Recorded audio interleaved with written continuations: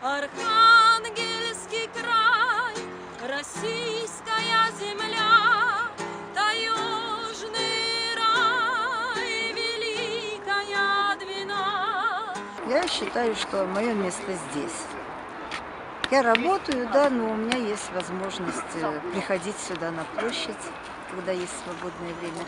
Я рассказываю людям, что с моей точки зрения здесь самое опасное. Обычно говорят, во-первых, что будут воды загрязняться, с этим я абсолютно согласна, потому что даже сплошное бетонирование, если такое возможно на такой площади, во что я не верю, оно не спасает. У нас есть снег, дождь.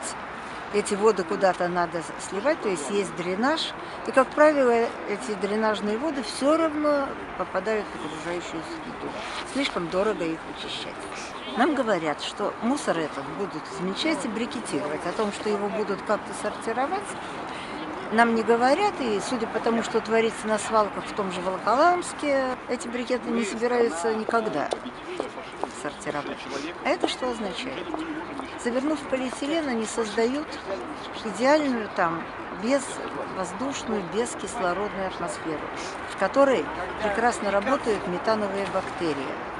Они будут вырабатывать из органических отходов метан, и любой газ, сами понимаете, создает давление. Значит, эти пакеты взорвутся, и метан пойдет в атмосферу. А метан, чтобы нам не говорили про страшный углекислый газ, метан намного страшнее. И если мы вот в этом болоте устроим вот такой вот завод по производству метана, это будет для всей планеты кошмаром.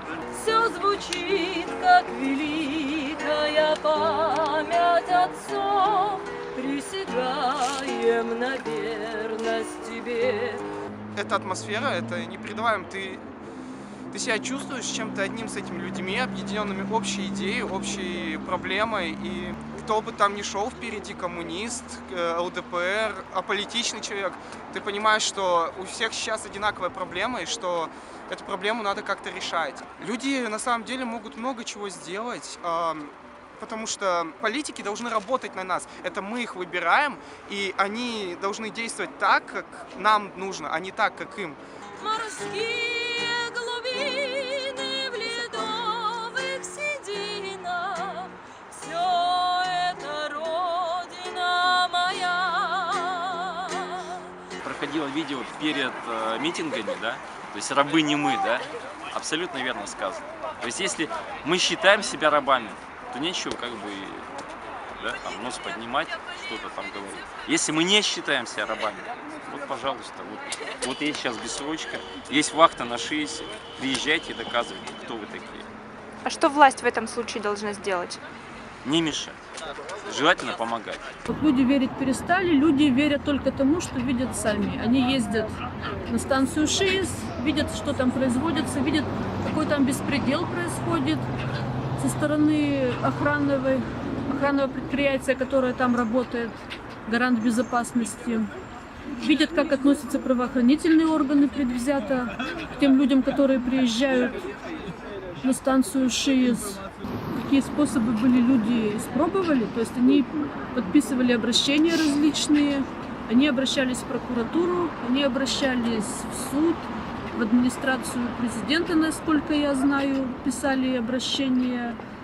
В администрацию области, естественно, обращались. То есть пока люди не видят никакого ответа. Не только мне, всем остальным жителям и города, и области непонятно, что за ситуация такая складывается. И как она будет разрешаться, тоже непонятно. Люди здесь находятся из-за того, что просто сидеть дома в такой ситуации, просто после прошедших мероприятий, ты не можешь. Я-то думал, что бессрочка, она наша, она даст нам возможность объединиться, сплотиться. Но пока я ты да я, да мы с тобой. Нам только топни ногой, и мы разбежались. В таракане пока вот такая суть. И я-то знаю, что я последний таракан. Я тоже таракан. Но не первый. А может быть и первый таракан. И я бы хотел, чтобы каждый активный участник против мусора, чтобы посадил дерево, чтобы не было агрессии.